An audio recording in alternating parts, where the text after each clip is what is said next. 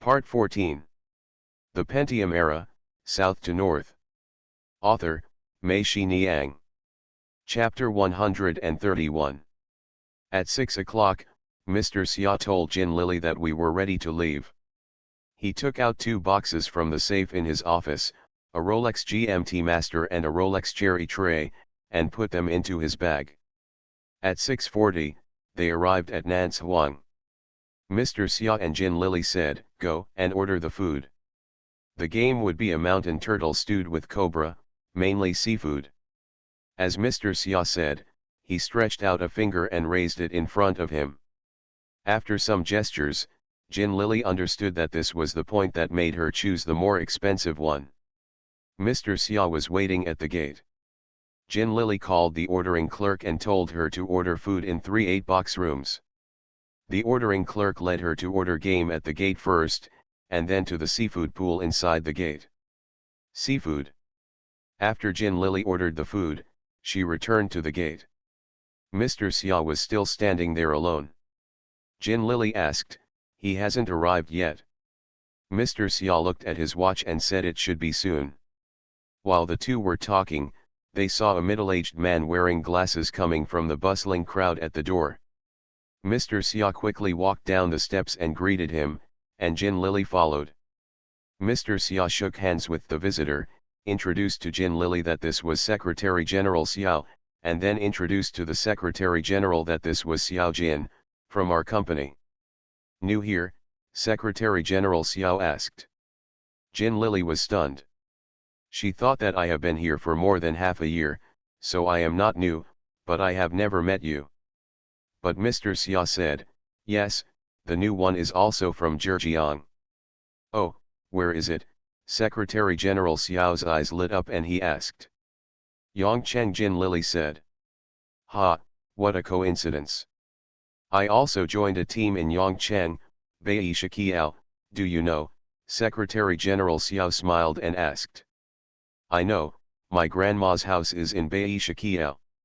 Jin Lily smiled and said that Bai Shiqiao is a town below Yongcheng. Jin Lily is very familiar with it. Many of her former colleagues from the bearing factory were from Bai Shiqiao. She often went to play with them, but her grandmother's house was in Bai Shiqiao. It's nonsense. Jin Lily just thinks that saying this can bring her and Secretary General Xiao closer. Sure enough, Secretary General Xiao reached out and shook her hand again. He patted the back of her hand with his other hand and said with a smile, "In that case, we are still fellow villagers. Bai Shiqiao is my second hometown, Haikan its third." The 3 people were talking when someone came over. Secretary General Xiao glanced at him. The man nodded and bowed to Secretary General Xiao, and at the same time stretched out his hand. "Hello, Secretary General." Secretary General Xiao shook hands with him and said with a smile, "Hello, hello." After the man shook hands and went over, Mr. Xia asked, "Who is this?" "I can't remember either." Secretary General Xiao looked at the man's back, shook his head, and frowned. "Why did you choose this place?" "What bothers me the most is that everyone is familiar with me when I eat here." Mr. Xia and Jin Lily said, "Let's go up and you wait here." Mr. Xia accompanied Secretary General Xiao upstairs. Jin Lily also retreated to the door above the steps. The BB camera in her bag rang. She looked at it and saw that it belonged to Zhang Chen. "Oh no, I was just thinking about how to deal with this dinner today. Settled the bank, kept hearing the word weekend, and even forgot that this was also the weekend for me and Zhang Chen, and I didn't even say hello to Zhang Chen." Jin Lily wanted to go inside to the cashier to call Zhang Chen. She walked to the door of the lobby on the first floor and stopped again. She saw many people standing in front of the cashier, as if they were waiting for the rebate machine. There were so many people, don't know how long it will take. Jin Lily thought for a while and returned to the gate. If the guests arrived when she went inside to answer the call, then she would really miss something important. Jin Lily thought to herself that she might as well wait upstairs and get Mr. Xia's eldest brother go back to the corridor. After a while, Director Luo arrived. Director Lugo was an old acquaintance. Jin Lily had eaten with him many times. Jin Lily walked down the steps and said, "Hello, Director Lugo." "I forgot again, my name is Lao Lugo," Director Lugo said. Jin Lily smiled shyly, and Director Lugo patted her on the back of the head. "It will last forever." Jin Lily quickly said coquettishly, let it go, I will remember it, and I will never dare to do it again." "Lao Xiao is here. Arrive." "Then I'll go up," Director Lugo said and went upstairs. After a while, Director Huang came over with his hands behind his back. Before Jin Lily opened her mouth, several greeters at the door shouted, "Hello, Director Huang." The waiters and order takers who were walking back and forth also stopped one by one and said to Director Huang, "Hello, Director." Director Huang was laughing all the way, and Jin Lily came up to meet him. Director Huang said, "Xiao Jin, is 3 or 8 right?" Jin Lily smiled and said yes, a guest was coming to show Director Huang the way. Director Huang waved his hand and I went up by myself. The guest smiled brightly. "Director, are you so stingy that you don't want me to accompany you up the stairs?" "Okay, let's go, Director Huang laughed. As soon as Director Huang left, Jin Lily saw President Xi walking with a lean man in his 40s. The two of them were joking affectionately as they walked. Jin Lily guessed that this person should be President Wu. Jin Lily led the two presidents upstairs to the door of the 888 box. The waiter opened the door for them. Jin Lily felt that President Wu was obviously startled, and then walked in quickly. When Mr. Xia saw the two presidents, he quickly stood up. Secretary General Xiao, Director Luo, and Director Huang were all sitting.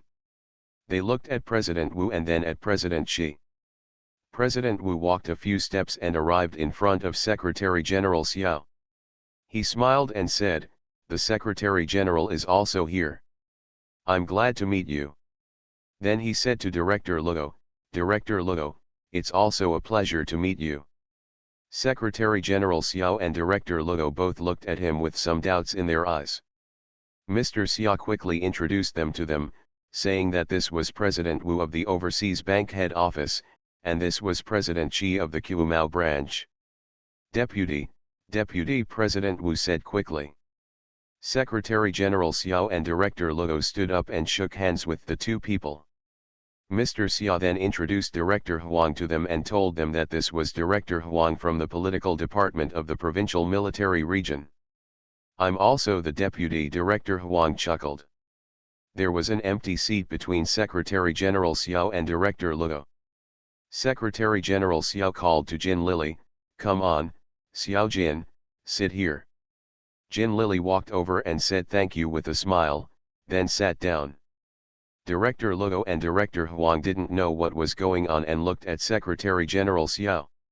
Secretary General Xiao said, "Let me declare to you first that the Xiao Jin is my fellow countryman. No one of you is allowed to bully her today." "I don't know yet, Xiao Jin, are you also from Shaoxing, Zhejiang?" Director Luo asked Jin Lily. Jin Lily said no. Director Luo looked at Secretary General Xiao. Secretary General Xiao said, "What do you think of me? The place where I jumped in line was Xiao Jin's grandmother's house. Do you think I am a fellow villager?" Everyone looked like they suddenly understood and nodded. Director Huang said, "After all, this one can really be regarded as a fellow countryman. Maybe I saw Xiao Jin at that time, but she might have been wearing crotchless pants with a runny nose," Secretary General Xiao added, and everyone laughed. The door of the box opened, and the waiter brought in a fat man with a mustache on his upper lip. Everyone in the box stood up when they saw him. The person who came was the owner of Nance Huang Hotel. He smiled and said, "My younger sister told me that Director Huang was in this box, but I didn't expect that Secretary General Xiao, Director Luo, the two presidents and Mr. Xiao were all there." Jin Lily was secretly surprised as she listened. She didn't expect that the boss of the hotel was so powerful. He knew everyone in the room except himself. He really deserves to be a hotel owner. The boss of the village took a look at the table, and there was Louis XIII. The food was not served, and the wine was not opened. The boss of the village said to the waiter, "Little sister, bring me the wine and glasses, I want to pay tribute to all the leaders." The waiter immediately brought in another bottle of Louis XIII, opened it, and poured wine for the boss and everyone in turn. The boss first greeted Secretary General Xiao, and Secretary General Xiao smiled and said, "Xiao Chuang, you are very powerful. I just saw the report below. According to the materials provided, you will soon be one of the top 10 young people in Haikan. It's really not easy." Boss Chuang quickly said humbly that it was all the care and love of the leader. The waiter brought in bone china stew pots one by one. Jin Lily thought they were shark fins that she ordered, but when she opened them, they turned out to be birds' nests. She didn't order any birds' nests. Jin Lily looked at the foreman who followed him in confusion, and the foreman smiled and said to them, "This is the bird's nest given by our manager." "Yes, leaders, let's try it," Boss Chuang said. "This is the swiftlet's nest from Dazhu Island. Last year, I only picked 4 of them. I bought them all. I couldn't bear to sell them. It's like this, please give it a try when your good friends come over. It is said that there are only a dozen or so swiftlets left on Dazhu Island. Starting from this year, the island will be permanently closed for protection. This is a top quality." Boss Chuang's words made everyone happy. Jin Lily saw that President Wu and President Xi looked at each other meaningfully. Jin Lily thought to herself that although the boss of the village came up after someone below informed him that Director Huang was here, he had inadvertently sent another business card to his company. Although the 2 presidents were regular customers here, but this was probably the first time that the boss of Nance Huang treated him as a friend and brought out his treasures. Boss Chuang seemed to be familiar with the situation in the box before he came, and he came in when he was ready. As soon as he came in, he gave big gifts to Mr. Xia and Jin Lily. The Pentium Era, South to North. Author, Mei Shi Niang. Chapter 132. Like all banquets, after a few rounds of drinking, even the reserved people let go. The people in the box were having a good time, and the executive soon became the guests. Like a hostess, he kept moving and urging people to drink. He kept joking with Secretary General Xiao, Director Luo, and Director Huang, making them unable to close their mouths. President Wu and Mr. Xia also laughed together. Jin Lily watched from the side and secretly marveled. It turns out that this strong woman is not only strong in business, but also strong in dinner. In other words, just because she is strong in dinner, she is strong in business. Learned again. Secretary General Xiao kept reminiscing with Jin Lily about the time he jumped in line at Bai Shiqiao. Speaking of interesting points, Director Luo and President Wu also jumped in. They both had the experience of jumping in line. Director Huang had the experience of being a new recruit at the same time. Mr. Xia has the experience of reclamation in the Great Northern Wilderness. Only President Xi and Jin Lily have no experience in this area. They talked about all kinds of sufferings in the past, and the 2 women shouted and were glad that they had not suffered such hardships. Their surprises and innocent curiosity stimulated several men who told the story. From the eyes and expressions of the 2 women, they saw themselves with satisfaction. It turned out that they were really weathered. While Jin Lily was talking to Secretary General Xiao and Director Luo on the left and right, she kept looking at Mr. Xia, cocking her ears, feeling secretly anxious. She saw that although Mr. Xia was sitting with President Wu, he did not mention the loan. Jin Lily really wanted to stand up, walk over, sit between them, and bring up the topic. However, she looked at Mr. Xia with a look of expression. The presence of the old god.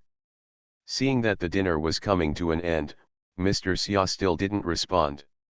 Jin Lily looked at him and wanted to give him a wink, but Mr. Xia looked at her and laughed. Mr. Xia clapped his hands and shouted, "Okay, dinner is over. Let's move the battlefield to the Palmador." None of the people sitting there said yes or no. Mr. Xia and Jin Lily said, Xiao Jin, you accompany the 3 elder brothers, and I will go with the 2 presidents. Everyone stood up. Jin Lily, Secretary General Xiao, Director Luo and Director Huang left in Director Luo's car. Mr. Xia led President Wu and President Xi to his car. President Wu and Director Xi entered. After getting into the back row, Mr. Xia sat in the driver's seat and turned on the air conditioner. Mr. Xia was not in a hurry to leave. He took out 2 boxes from his bag, handed them to the 2 bank presidents, and told them, "This is what I brought back from Hong Kong last week, a small gift. Don't take it personally, you too." President Xi hesitated, and President Wu took it and said, "Thank you, Mr. Xia, that was very polite." President Xi also took it. Mr. Xia started the car. When he got on the South Bridge, Mr. Wu said, "Mr. Xia, we won't go to the Golden Palm. You can put us in Haikan Hotel. We also have to meet a client who is coming from Danzhou." Secretary General Xiao Director Huang of Heluo Department, "Please explain it to us." Mr. Xia said yes. "Oh, then my car is still in Nance." Huang President Xi shouted. "We'll start again after everything is done," President Wu said. Looking in the mirror, Mr. Xia saw that President Xi seemed to have twisted President Wu's thigh. President Wu bared his teeth and then left. Mr. Xia dropped off President Wu and Executive Xi at the entrance of Haikan Hotel and said goodbye to them. He got in the car and drove out of Haikan Hotel. He turned from Haixia Road onto Park Road, then to Datong Road, and turned right onto Jifang West Road. Not far away is the Golden Palm Entertainment City. Mr. Xia entered the box and saw him coming in alone. Director Huang asked, "Where are the other 2? Mr. Xia said that there was an emergency at the bank and he was going back first. He wanted me to say sorry to everyone." Jin Lily felt that Secretary General Xiao and Director Luo seemed to be relieved. They were probably people who were not used to and unfamiliar with activities on such occasions. "It's a pity, this Xiao Shi is quite fun," Director Huang said regretfully. Director Luo glanced at him and cursed, "If it's fun, just ask her out alone." Secretary General Xiao laughed. Mr. Xia and Jin Lily said, "Go and ask mommy to come over." Jin Lily stood up. She knew that Mr. Xia was giving her another chance to avoid the situation. When the man faced a row of beauties in front of him, his eyes and behavior were probably not very good looking. Jin Lily walked outside and called her mother in. She saw several people waiting for calls at the bar. Oh no, Jin Lily then remembered that she had forgotten to answer Zhang Chen's call. She took out her BB phone. Look, Zhang Chen dunked her twice more. Jin Lily quickly got into the queue waiting for the call. It was almost Jin Lily's turn. Jin Lily thought to herself, "I don't know when it will end here today. When it ends here, Mr. Need to replenish the gun." Jin Lily thought of the old witch again and couldn't help but shudder. Jin Lily picked up the phone, thought about it, and dialed the paging station, leaving a message for Zhang Chen, "Dear, I have something to do at the company today, so I can't come over." After Jin Lily told the paging station the content of the message, she saw the young master at the bar, curled her lips and sneered, and Jin Lily glared at him. Jin Lily returned to the box, and there was a beautiful woman sitting next to each of the 3 people. Only Mr. Xia did not scream as before, and the others did not find it strange. They thought that Mr. Xia was already with someone. Jin Lily walked over and sat down next to Mr. Xia. Zhang Chen went to the front desk to book a room and went upstairs to take a look. In fact, there was no need to go up at all. He knew every room type here very well, and it appeared again and again in his writing. Compared with Guo's Hang, the room facilities in Wanghelu are a bit older, but because the materials used in the decoration were very sophisticated at that time, they don't look run down, but visually they are a bit dull over the years. Zhang Chen lay down on the big bed. He felt that the bed here was more comfortable than Kua Shang's. He imagined that Jin Lily would enter the room later, jumping on the bed and yelling, and he couldn't help but laugh. "Stand up!" Jiang Chen sat up, looked around, and felt a sense of urgency in his heart. He wanted to start decorating the guest room as soon as possible. After the decoration was completed, he and Jin Lily were lying in the room they designed and decorated. Knowing what it would be like, Jiang Chen felt a sense of excitement and satisfaction in his heart when he thought about it. Jiang Chen returned to the office. After a while, Lu Ligan came. After a while, the second-rate guy came. When he saw Lu Ligan, he scolded him, "I forced you to run away last time and you made me do it, those two were so fierce that it hurt me." Jiang Chen and Lu Ligan laughed and said, "No, no, the three of us must go eat Huajiang dog meat again today." Jiang Chen said, "I didn't have time, I had to wait for someone." "Who are you waiting for? Are you waiting for a girl? Where did you find the goods?" The second-hand guy opened his eyes wide. Jiang Chen glared at him and cursed, "I'm waiting for my girlfriend." When the idiot heard that Jiang Chen's girlfriend was coming, he sat down and didn't say he was leaving. He said he would wait and see if the instructor's girlfriend was up to date. Jiang Chen was anxious now. He was afraid that when the prostitute looked at Jin Lily later, his lustful eyes might make Jin Lily angry for a moment, and she would curse them because they just like to hang out with gangsters and keep everything in check. One night, it was destroyed again. Jiang Chen asked Lu Ligan for help and winked desperately. Lu Ligan understood. He walked over to pick up the second-rate guy. "Let's go. If he doesn't leave, we will leave. I promise not to escape today." "Wait a minute, let me take a look at the instructor's girlfriend and then leave," the idiot shouted. "Oh, what's so good about it? It's not good looking at all. It's not as good as those two big butts you asked to eat dog meat last time. Come on, let's go," Lu Lipole shouted and pulled. The second-rate guy looked at Jiang Chen in disbelief, and Jiang Chen nodded and said, "It's indeed not good looking at all. I'm my next-door neighbor. We herded cattle and chopped firewood together when we were young. We are childhood sweethearts." Lu Ligan laughed. "Is it true?" Huo asked doubtfully. "Really, I won't lie to you," Jiang Chen said. "Then change. Why are you so polite? Childhood sweethearts are useful." Jiang Chen said with a bitter face, "I can't change it. It's also an itchy dick. If I make a mistake, I will hate her for eternity. I am dependent on her. Alas, I can't get rid of her no matter how much I do." "What a pity, then you just stuck a flower in the cow dung." The second-hand man was quite sympathetic. "Let's go before the cow dung arrives." Lu Li pulled him up with force and the two of them walked out. Jiang Chen looked at the time. It was almost 7 o'clock. Why hadn't Jin Lily arrived yet? Jiang Chen detained Jin Lily and waited for a long time without a call back. Jiang Chen called Jin Lily's office number again, but no one answered. Jiang Chen thought to himself that she was probably on her way here. You are listening to Novels at Bless Up channel. Wish you happiness and luck. Please subscribe to receive new novels.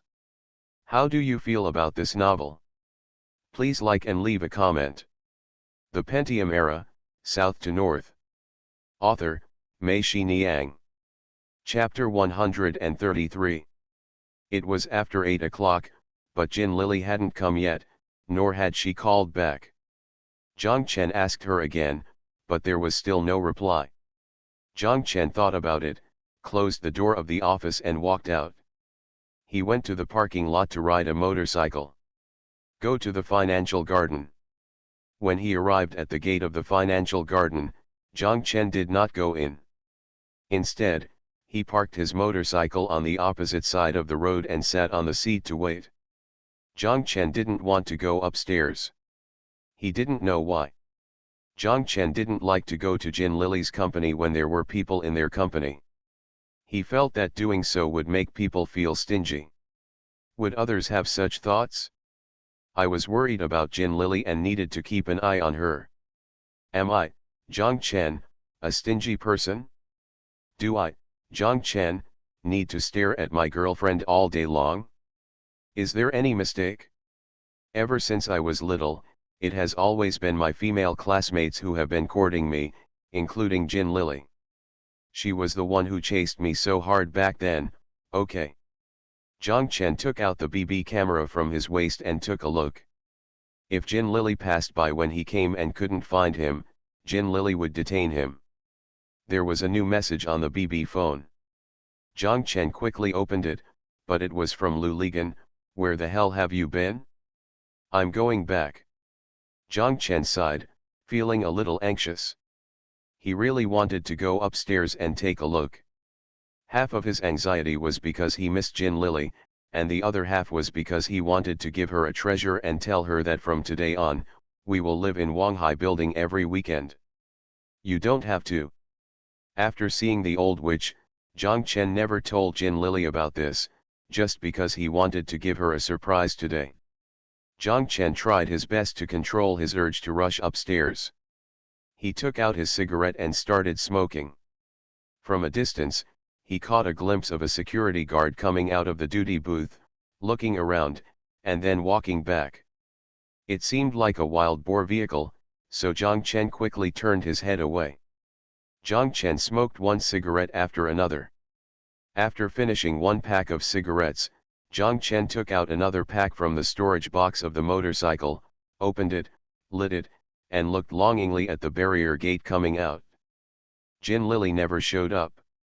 Zhang Chen looked at the time. It was already 9 o'clock. He looked at the BB camera again, but there was still no movement. The wild boar's vehicle came out of the guard box and looked this way. Zhang Chen turned his head away. The wild boar's vehicle came over, walked closer, and shouted, "Sure enough, I look familiar. It's really you." Zhang Chen had no choice but to take out a cigarette and ask the other party to smoke it. Wild boar's vehicle lit up his cigarette and stood side by side with Zhang Chen, both of them looking at the gate. "Coming to pick up my girlfriend again?" Wild boar's vehicle asked. Zhang Chen said He didn't want to talk too much about waiting for his girlfriend, so he changed the subject. "When did you return to the island after the New Year?" "I didn't go back." Wild boar's vehicle said, "Double salary during the Spring Festival and 200 red envelopes." "Why go back?" "What a pity." Zhang Chen nodded.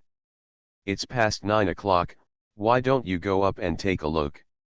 I haven't seen your girlfriend's company's car coming in or out today." Wild boar's vehicle said to Zhang Chen. "What time did you get to work?" 7 o'clock. "I haven't seen anyone coming in or out until 7 o'clock. So Jin Lily is still in the company?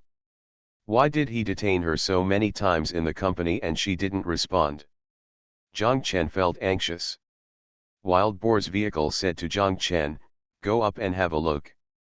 Stop the car here and I will watch it for you." Zhang Chen went upstairs, arrived at the door of Jin Lily's company, and knocked on the door. There was no movement inside. Zhang Chen knocked again after a while, but there was still no movement. Zhang Chen put his ear against the door and listened. It was quiet inside. Zhang Chen was about to knock again when the BB player in his waist rang. Zhang Chen picked it up and saw that it was from Jin Lily. "Dear, I have something to do at the company today and I can't leave. I can't come over." Zhang Chen stood blankly in the corridor. The door of the company next to him suddenly opened. A girl exclaimed, "Ah!" She was frightened by Zhang Chen standing in the corridor. Zhang Chen hurriedly left there. Zhang Chen entered the elevator, and the girl followed. Zhang Chen entered the elevator, but she did not follow him. She stood outside the elevator and looked at Zhang Chen. When the elevator door was about to close, Zhang Chen quickly pressed the door open button. Asked her, "Can you move down?"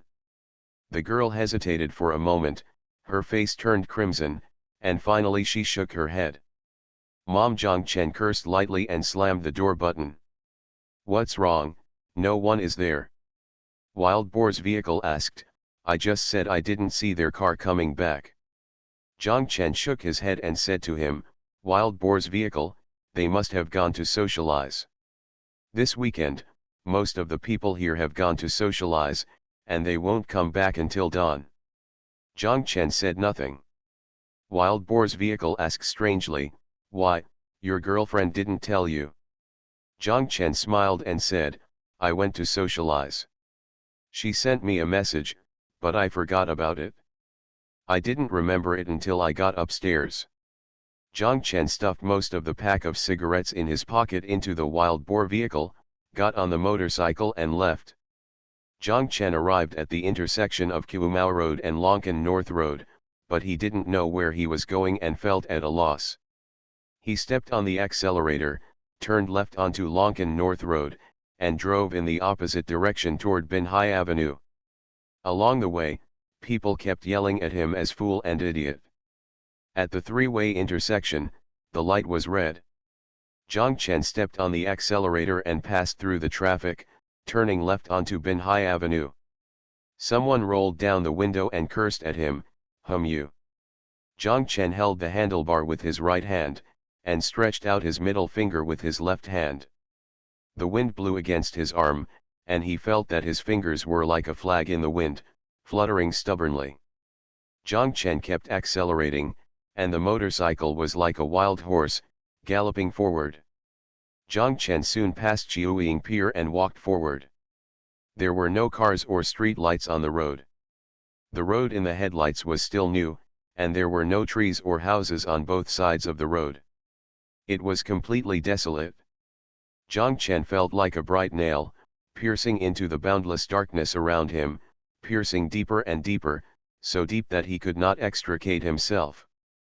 After passing the holiday beach, the road ahead was interrupted. In the middle of the road, there was a no-travel sign. Zhang Chen quickly slowed down and passed by the wooden sign. After 10 meters, the entire road was blocked by yellow and white signs. Zhang Chen almost hit the roadblock. Zhang Chen got out of the car, covered in cold sweat. He turned off the car lights. The shiny nail disappeared. He stood there, melting into the boundless night. Zhang Chen turned and faced the right side of the road. Not far away was the sea. He could hear the gentle waves being carried by the night wind. Zhang Chen took a deep breath, and then shouted at the top of his lungs, "I hum you mom dash." The sound spread far in the darkness, and he felt that he might have woken up the entire island and Kiangsu Strait. Lu Ligan turned off the lights, opened the door, and lay in bed in a daze. After Zhang Chen moved away, he slept on Zhang Chen's bed. His original wire bed was full of debris. He heard a rustling sound outside and felt strange that neither Wenwen, Jian, Jianqiang, or Jia could come back so early, and they would all come back in pairs, so they could all come back on the stairs. Hearing their voices, Yilin and Yilin's mother went to bed early. Even if they didn't sleep, they would not go upstairs. Lu Ligan thought to himself that it must be a wildcat somewhere, but he saw a black shadow suddenly appear in front of his door. Lu Ligan was startled, sat up, bent down, grabbed it and put it on the hot water bottle on the bedside, shouted loudly, "Who?" The visitor turned on the switch next to the door, and the room lit up. Lu Li let out a sigh of relief and cursed, "Damn, I thought it was a thief, and I almost threw a hot water bottle at him." Zhang Chen stood at the door with a lonely look on his face. Lu Ligan hurriedly walked over, pushed Zhang Chen away, walked outside the door, and looked in the corridor, but there was no one there. "Where's Jin Lily?" Lu Ligan asked. Zhang Chen sat down on the stool. Lu Lipol turned around and saw that Zhang Chen's expression was wrong and asked, "What, did you have a quarrel?" Zhang Chen shook his head, "No one saw the quarrel." Lu Ligan was surprised and asked, "Not here?" "I said there is something going on at the company, so I won't come today." "Damn it, I haven't even had dinner yet." Zhang Chen was embarrassed to tell Lu Ligan that he had gone to the financial garden and knocked on their door upstairs. He was even more embarrassed to say that he was like a madman just now, riding the Binhai Avenue to the end and almost hitting a roadblock. Lu Ligan said, let's go, it's still water spinach. The two of them went downstairs. Lu Ligan saw that the courtyard door was closed and was surprised. How did you get in? Climb the wall, Zhang Chen said. Lu Ligan opened the courtyard door and saw Zhang Chen's motorcycle parked at the door. He asked Zhang Chen to push the car in, and then the two of them closed the courtyard door and left. Before he reached the small street, Zhang Chen heard the ghost howling, will you come tonight? Is your love still there? If I lose you, who wants a future, who wants to leave his heart? Damn, you really deserve the occasion, Zhang Chen cursed in his heart. The Pentium Era, South to North. Author, Mei-Shi Niang. Chapter 134. Everything in this small street has returned to its original state, with small shops, billiard tables, food stalls, and stalls selling clothes and groceries set up late at night. Even in the middle of the night, the small street is still full of people, speaking with accents from all over the world. Formed its own world, of course, mainly based on Hainanese dialect. No matter what happens, the world will still run as usual. The Spring Festival has passed and it has passed. If you are in love on this night, if you are in love, then be in love. If you are in love, then be in love. Will you come tonight? In fact, the world is still going on. The wind still blows, the night is still deep, you are not even a ripple. Do you and Jin Lily have any problems? Lu Ligan asked Zhang Chen. No problem. What's the problem? Isn't it because I was scared by Gu Shufang last time? It's not me who scared her, Zhang Chen said, thinking about it carefully. He and Jin Lily did not have any problems. To say that there was the problem, at best, is that she didn't come tonight, and because he detained her, she delayed replying to the message until after 9 o'clock in the evening. But she will always have her own reasons. Zhang Chen thought like this, and he told himself that there was no problem, but he was still depressed. If he was depressed, he drank, and the two of them drank one cup after another. What about you?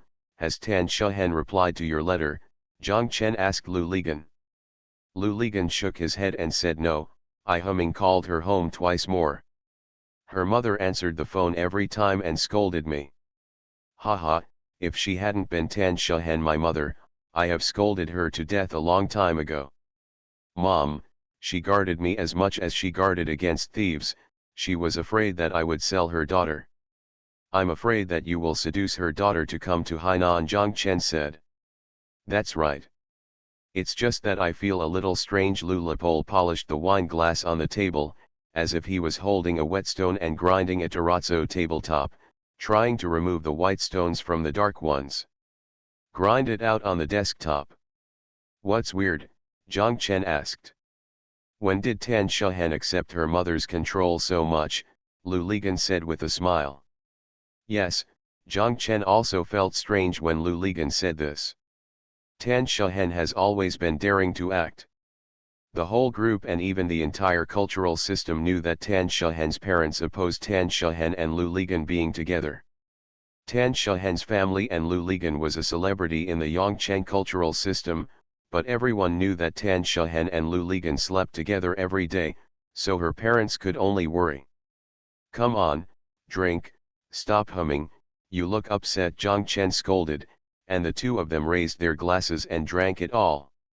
Zhang Chen, have you ever had a time like this? Lu Li stopped grinding the table, but he used his fingers to dip his fingers into the condensation water that flowed from the wine bottle to the table, and drew and wrote messily on the table. Zhang Chen looked at him and asked, when? Lu Ligan stopped writing and looked at Zhang Chen. I often now, when I am lying there thinking about Tan Shuhen, suddenly I can't remember what she looks like. She is always here. I can think of her in this way, but I just think about her. I couldn't remember her face, so I turned on the light and found her photo, and then I remembered her face, but after turning off the light, I forgot about it again and couldn't remember it. Zhang Chen shook his head and said no, I would never have such an experience. Don't forget that I am a painter. Image memory is the most basic for me. As long as I have met someone once, I will never forget it. Lou Ligon laughed. That's right, I forgot about it. But what you said is possible. The more you try to remember something, the more it will cause memory impairment and make you unable to remember it. For a while, I couldn't remember the phone number of Jin Lily's office. Every time I make a call, I have to look through the address book in my pocket. Zhang Chen said, what do you think? How? I thought, maybe it was just because there was a record in the address book, so I just erased it, and guess what? I really remembered it from then on. No way, it's so magical. Yeah, you can try it too. Try what? You can burn all the photos of Tan Shahen, maybe you can think of her, Zhang Chen said with a smile. Lu Ligan cursed.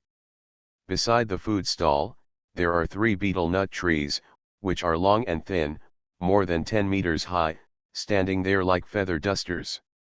Only at the top are there fluffy green leaves, spread out like chicken feathers.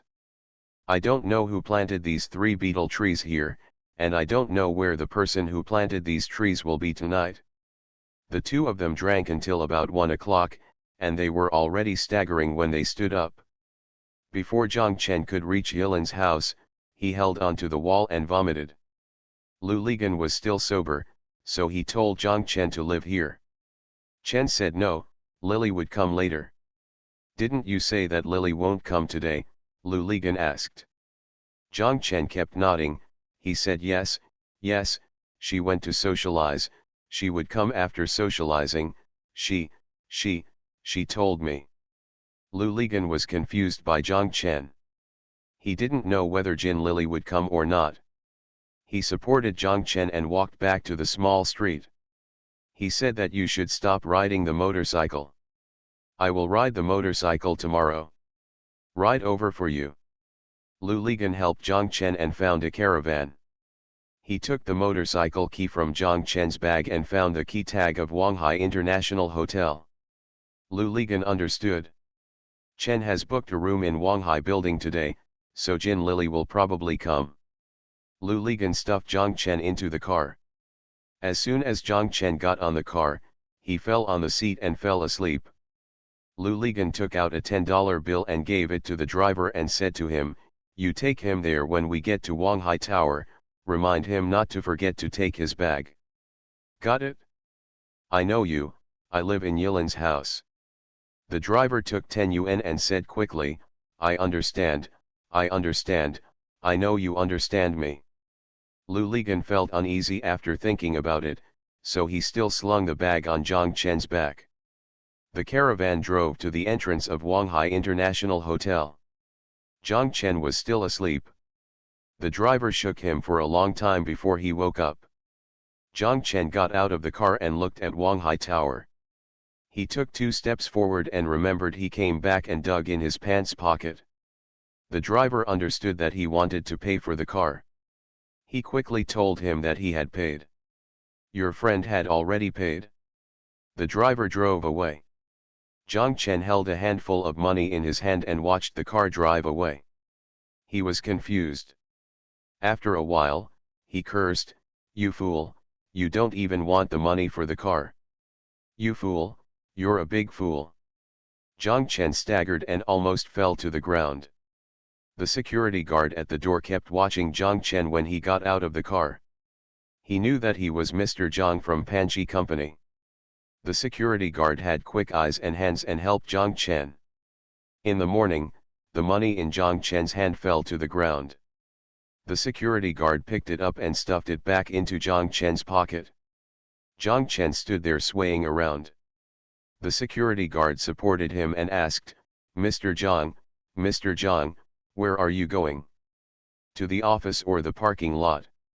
Zhang Chen pointed to the door of the hotel and said, Here, Wanghai Tower, I will stay in Wanghai Tower today. Okay, Mr. Zhang, you live here, right? I'll live here, stay here, until Lily comes. The security guard understood. When he heard the name, he thought it was a fake name, Lily Fang Fang, just ding dong. This guy must be renting a room here to do bad things today.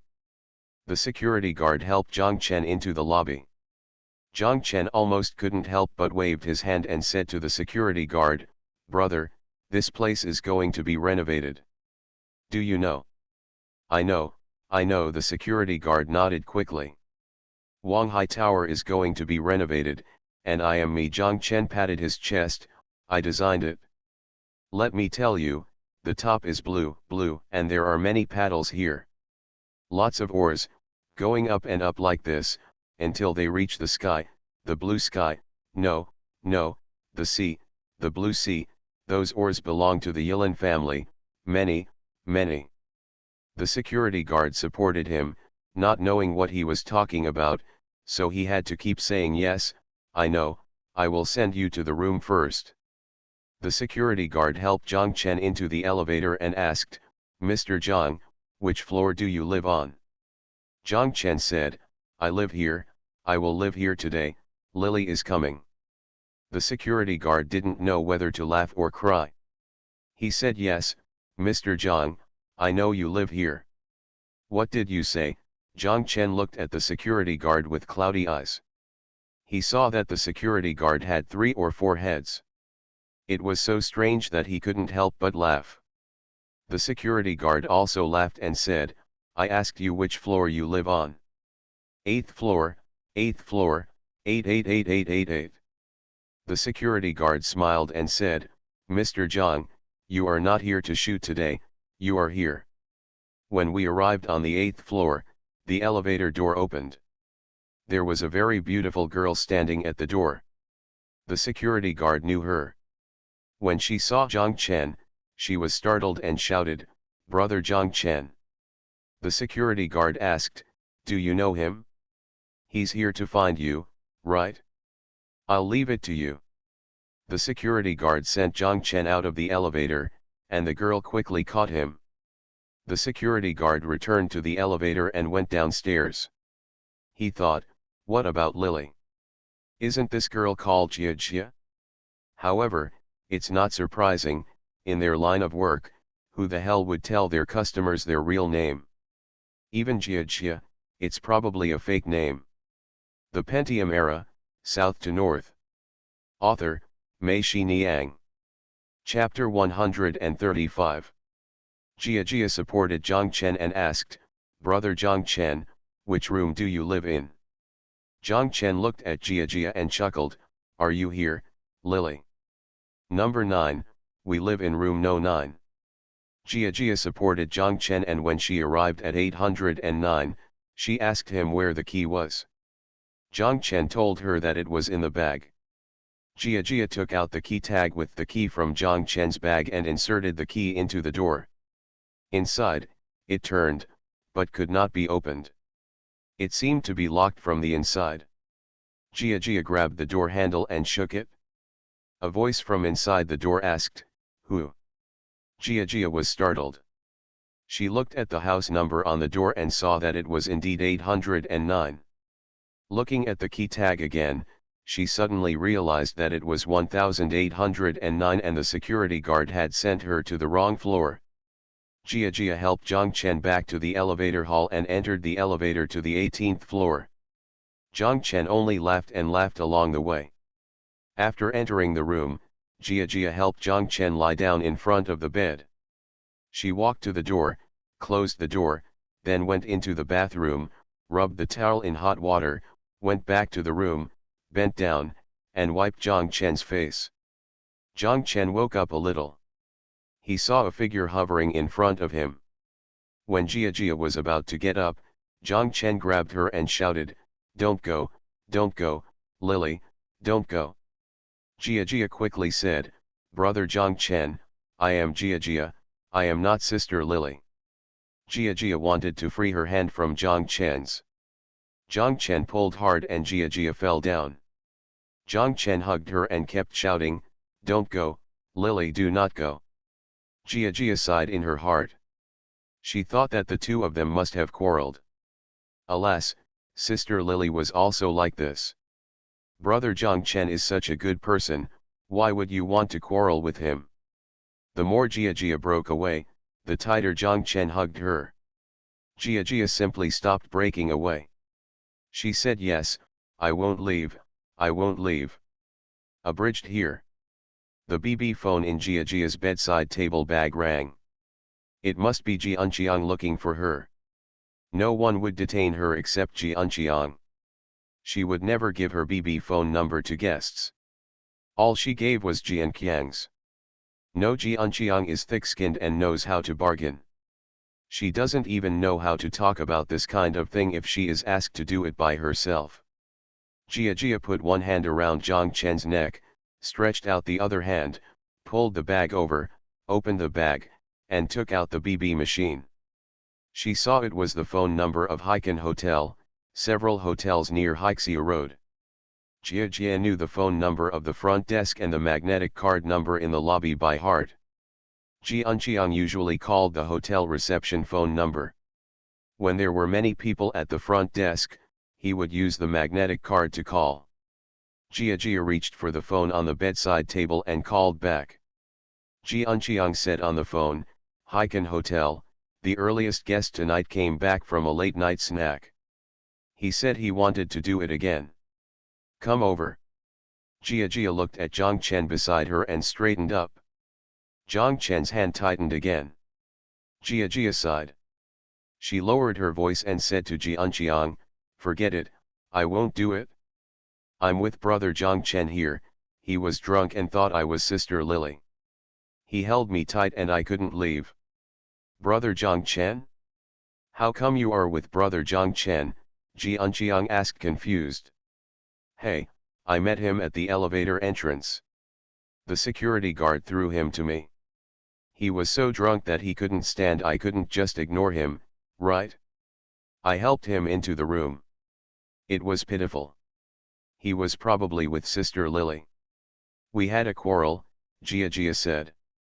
"Humph, that woman needs to be repaired. Don't talk nonsense, brother Jiang Chen is having a hard time here." Okay, where are you? Do you want me to come over? Why are you coming here? He hugs me and refuses to let go. Even if you come here, I can't open the door for you. Okay, then you take care of him and I come back here. Go back.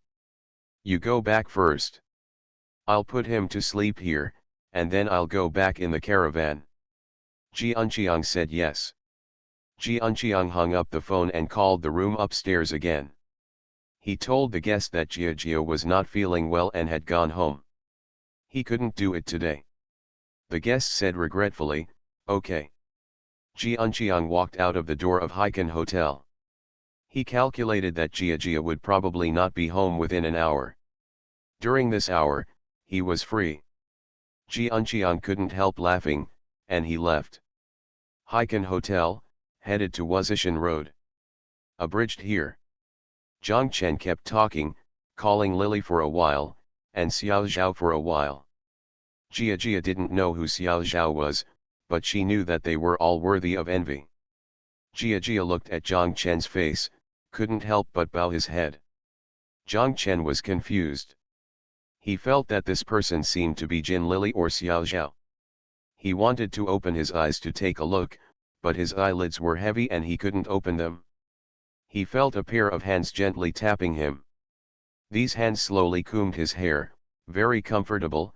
These hands caressed his face, softly. When he felt that this person was leaving, Jiang Chen heard a voice in his heart, shouting like a ghost singing, "No, don't go." Jiang Chen hugged her. Okay, brother Jiang Chen," Jia sighed. Jiang Chen vaguely saw a red rope on Jia's fair ankle. There were two small bells on the red rope. The bells jingled. Jiang Chen couldn't remember when Lily hung up these bells. Bang, bang, bang, like a dim lamp in the fog, guiding Jiang Chen towards the illusion step by step. When Jiang Chen woke up, it was already dawn outside the window. He was startled when he saw himself lying naked on the bed. He looked around and saw that there was no one in the room. He listened carefully and there was no movement in the bathroom. Jiang Chen lay there with a splitting headache, thinking over and over again in his mind. Hazy, he felt that there was a woman in the room last night. She seemed to be Jin Lily, and she seemed to be Xiao Zhao. She was really dying. How could she be so drunk? Zhang Chen pinched his temples with his hands and tried his best to recall the scene last night. He remembered that he drank wine with Lu Ligan. Lu Ligan seemed to be almost drunk, and Lu Ligan sent him to a bed. A covered car pulled him here. He remembered getting off the car and asking the driver for money, but the driver left without asking for any money. He remembered that a security guard helped him into the elevator and then went upstairs. In the elevator, the security guard seemed to ask him if he wanted to do something. Bad thing. He didn't know what happened next. Zhang Chen thought to himself that it must be the security guard who sent him into the room. Then, how could he lie naked on the bed again? When did he take off his clothes? Damn it, it couldn't be in the elevator or corridor, right? Wouldn't it be in front of the security guard? If that were the case, that would be a huge embarrassment. There were also those dream-like scenes that were not suitable for children. What he remembered clearly were ankles, red ropes, bells, and the ringing sound. How could Jin Lily have a bell? Zhang Chen overruled that Jin Lily had already been here. He remembered clearly that it was Jin Lily who told him that she was not coming, so he went to find Lu Ligan. Zhang Chen looked up and said, he saw that his bag and clothes were on the sofa, and his BB player was on the bedside table. He opened it and saw the message from Jin Lily. That's right, Jin Lily couldn't come here. He didn't even have time to tell her about opening a room in Wanghai Tower. Even if she came, she didn't know where to find him. It was even more impossible for Xiao Zhao. He had not seen her again since he sent Xiao Zhao back that night. Xiao Zhao didn't even know where he was tonight. How could it be her? You are listening to Novels at Bless Up channel. Wish you happiness and luck. Please subscribe to receive new novels. How do you feel about this novel? Please like and leave a comment. The Pentium Era, South to North. Author, Mei Shi Niang. Chapter 136. Zhang Chen tried his best to tell himself that these were impossible, but those pictures were so real and lifelike. Except that he couldn't remember the person's face, many other details were in front of his eyes. Zhang Chen felt that I was in the fog, struggling hard. Zhang Chen felt a slight pain in his lower body, and his head hurt even more. He stood up and wanted to pour hot water on his head, which should make the headache better. Zhang Chen felt relieved as soon as he walked into the bathroom. He saw that the bathtub and towels had already been used by someone. No wonder, it turned out that although he was drunk and unconscious last night, he had not forgotten to take a shower. No wonder he was naked. Zhang Chen turned on the water in the bathtub and lay down in it. When the water covered his body, he felt much more comfortable. Thinking of those scenes again, he had concluded that they were his dreams after he was drunk. Damn it, you still have such a shameless dream. Zhang Chen hummed and mocked himself. Zhang Chen was in the bathroom, wiping his hair with a bath towel, when he heard his BB player ringing outside. Zhang Chen quickly threw away the towel, ran over, and picked up the BB player on the bedside table. There was a message on it. Mr. Fu invites you to have morning tea at Chaojiang Chunlan Ta Box at 9 o'clock. Zhang Chen was surprised. This message was clearly sent by Mr. Fu. Today was Sunday. Why didn't he invite him to Xiao Zhao's place for a work meal instead of morning tea? Zhang Chen thought for a moment and suddenly became nervous. He wondered if he was drunk last night and showed his ugly face. The people below told Mr. Fu that although Zhang Chen was not from Wanghailu, he was doing what he was doing now. If he was embarrassed during the Wanghai Tower project, there would definitely be discussions inside Wanghai Tower. Did someone report it to Mr. Fu, so Mr. Fu was eager to find him and remind him to pay attention? Zhang Chen thought for a moment, that must be the case. He shook his head and scolded himself in his mind. It seems that being drunk is really a bad thing. Let's see if you dare to do it next time. Jiang Chen looked at the time and saw that it was already 10 minutes past 8. He quickly dried his hair with a hair dryer. Chaojiangchun is diagonally across from Wanghai Tower. It only takes a few minutes to get there. But Jiang Chen looked at the clothes on the sofa and saw that they were all smelly from sweating yesterday. He had to go home and change first. When he came back with his clothes on, the motorcycle was still abandoned in the yard of Yilin's house, and Jiang Chen could only ride it over. Jiang Chen returned to Wenming East. When passing by the patio on the first floor, he saw Kejin and the others washing clothes. The strange thing was that they did not sing today, but talked in a lowered voice. Jiang Chen raised his head and looked up. Got it, Gu Shufang stood at the stairs on the third floor, looking down. When Jiang Chen went up to the second floor, Gu Shufang had disappeared. Jiang Chen looked and saw that the door of the office was also closed. He entered his room, changed his clothes, and then hurried downstairs. The motorcycle, Jiang Chen, she also asked him to wait for her downstairs. Jiang Chen ran to the gate, but Nemo was no longer there. He must have been beaten away by someone. Jiang Chen cursed, "Mom, if I had known this, I wouldn't have paid the fare." There was no taxi in the alley, so he had to go outside to Wenming East Road to find a taxi. Jiang Chen hurriedly walked to Wenming East Road, but there was no motorcycle or caravan in sight. Those drivers probably thought that it was Sunday. There was no business in the morning and I was still sleeping in. Jiang Chen looked at the time and saw that it was almost 8:50. Jiang Chen became anxious and kept looking behind him as he walked forward. When he was about to reach Boa South Road, an empty taxi came from behind. Jiang Chen quickly waved to him. Before the taxi stopped, the driver rolled down the window and asked him, "Where are he going?" Jiang Chen quickly said, "Chaojiang Spring." $10 if you don't use the meter, the driver said. It only took less than 10 minutes to walk. This was obviously blackmail.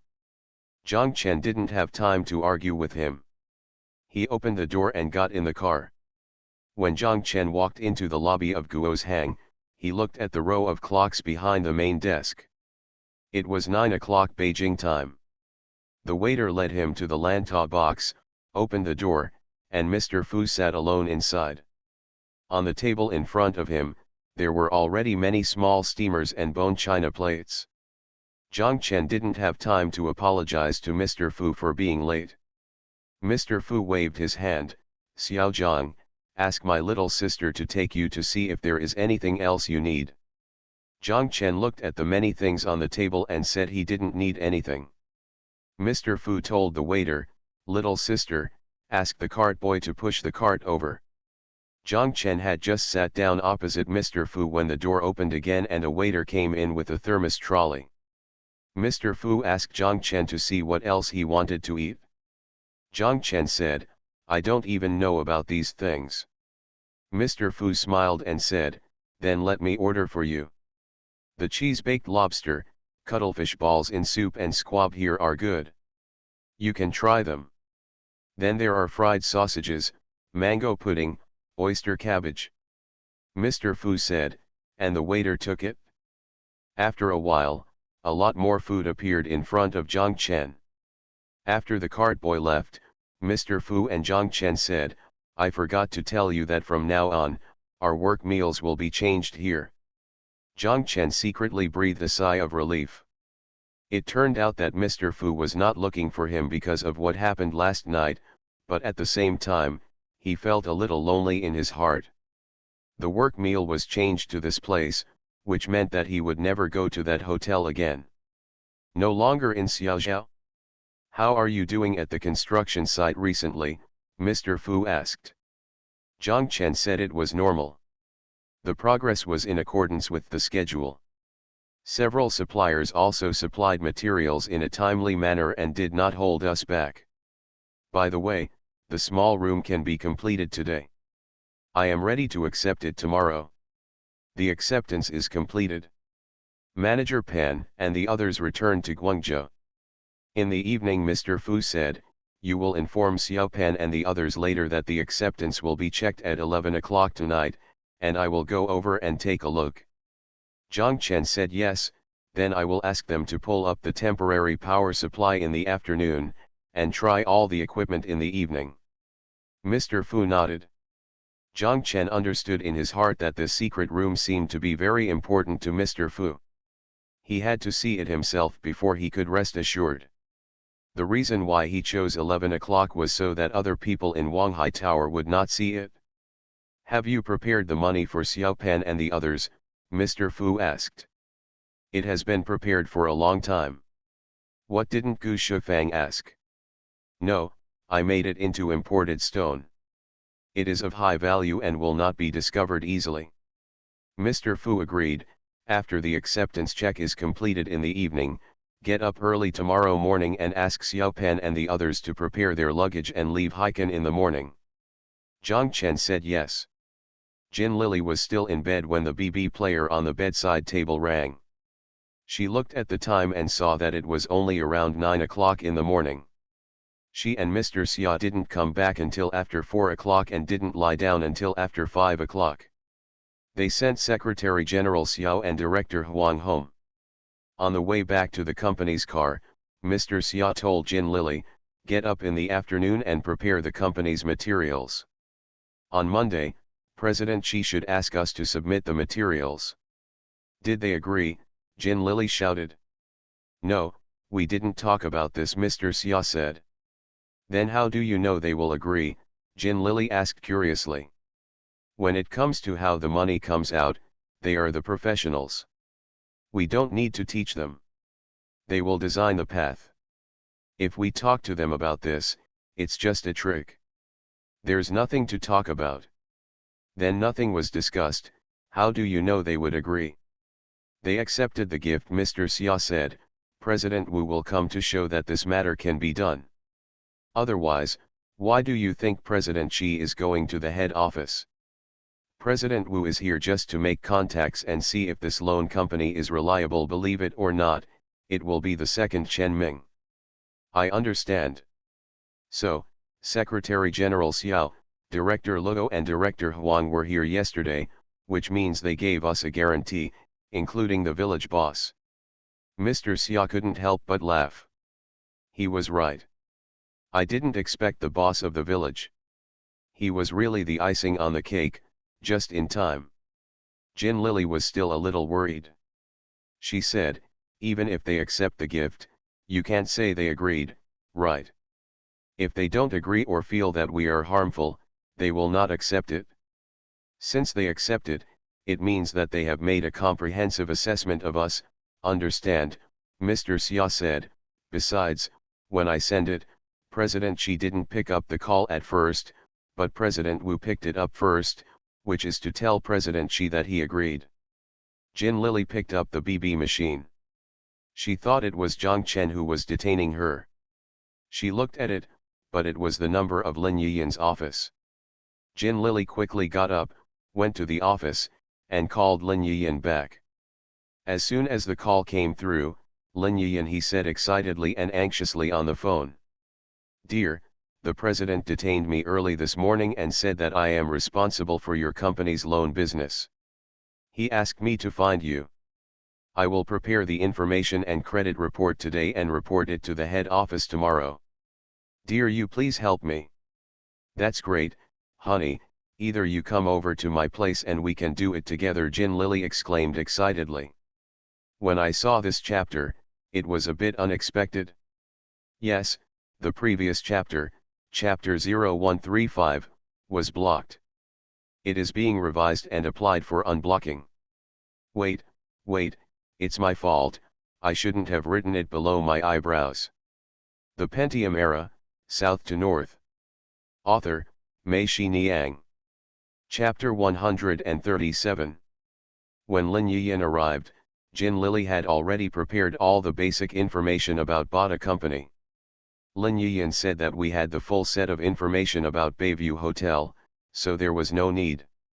She picked up Bata Company's report and asked Jin Lily, Was this report true?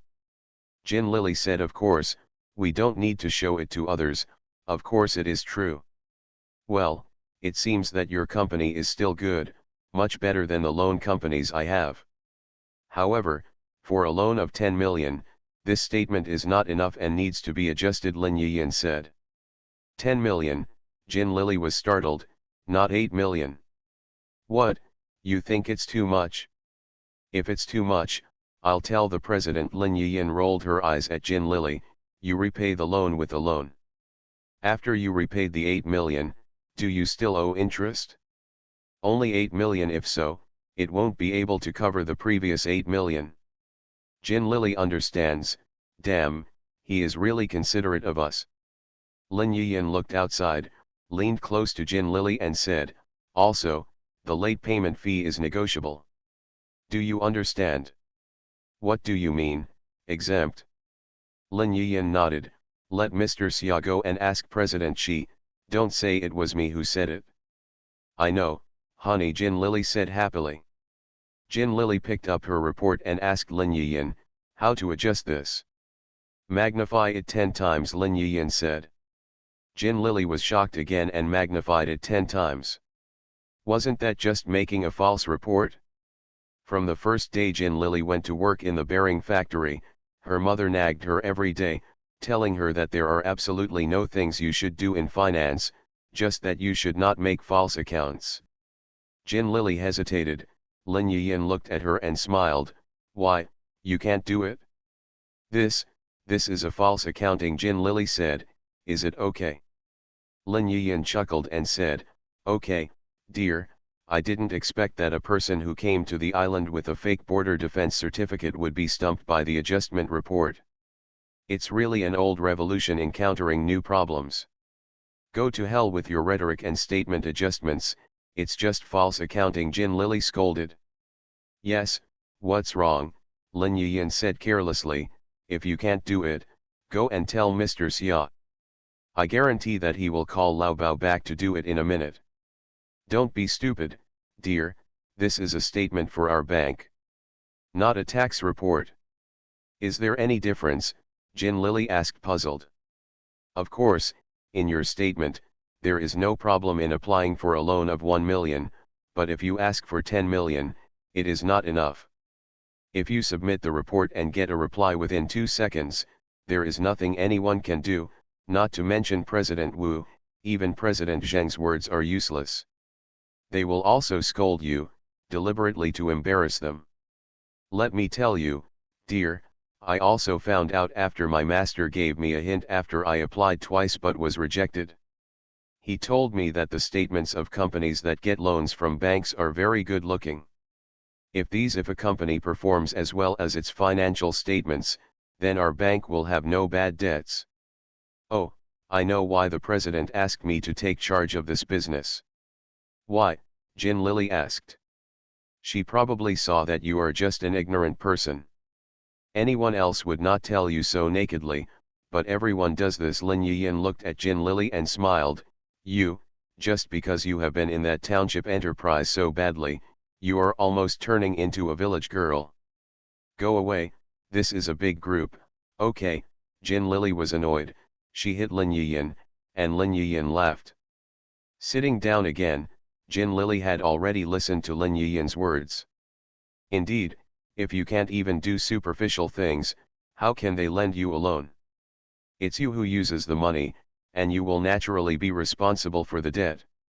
Do it well.